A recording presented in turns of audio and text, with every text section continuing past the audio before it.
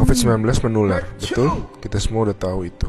Parahnya karena masa inkubasinya bisa sampai 14 hari, orang bisa positif corona tanpa demam dan batuk. Gak kelihatan. Kalaupun dia nanti batuk dan demam, bisa jadi itu bukan corona, bisa jadi flu biasa. Jadi bingung kan? Nah, saat ini cara yang paling akurat yang kita punya adalah dengan testing. Pemerintah ini sedang mempersiapkan testing massal di hari-hari ke depan. Pesan utama video ini adalah jangan panik ketika nanti setelah testing massal, angka positif corona kita naik tajam. Kenapa? Ibaratnya selama ini lampu yang nyala itu cuma lampu kecil aja, sehingga kasus yang kelihatan ya sedikit. Tapi begitu lampu-lampu lain dinyalain, baru semuanya kelihatan. Jadi kalau nanti dalam sehari angkanya naik tinggi, artinya bukan dalam sehari tiba-tiba terinfeksi menyebar. Oh my god, penyebarannya cepat sekali, dalam sehari naik sekian. Lebih tepatnya, dalam sehari kelihatan banyak kasus positif yang terinfeksinya itu dari kemarin-kemarin, tapi belum kelihatan. Ngerti ya bedanya ya?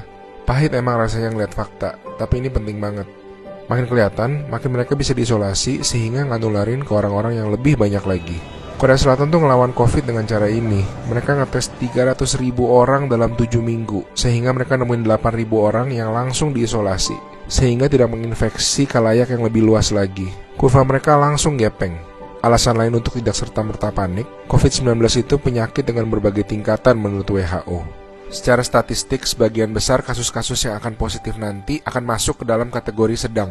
Dan secara statistik, kebanyakan bisa sembuh. Tetap berbahaya, tetap harus sangat waspada, tapi lengkapnya baca-baca jurnal resmi WHO ya. Di hari-hari ke depan kita akan lihat banyak orang positif corona, teman-teman kita, saudara-saudara kita. Tapi ingat, jangan jadi stigma. Corona itu bukan aib, dia bukan dosa, dia bukan kesalahan orang itu sendiri. Jadi kita tetap harus waspada, harus menjaga diri kita tidak terinfeksi. Kita malahan harus bantu mereka untuk jadi sembuh. Jadi akhirnya massive testing itu perlu, supaya yang sakit dan tercecer di sana-sini bisa diisolasi sehingga tidak menimbulkan lebih banyak orang yang terinfeksi. Pahit rasanya nanti ngeliat angka-angka ke depan, tapi ini langkah yang sebetulnya sangat positif.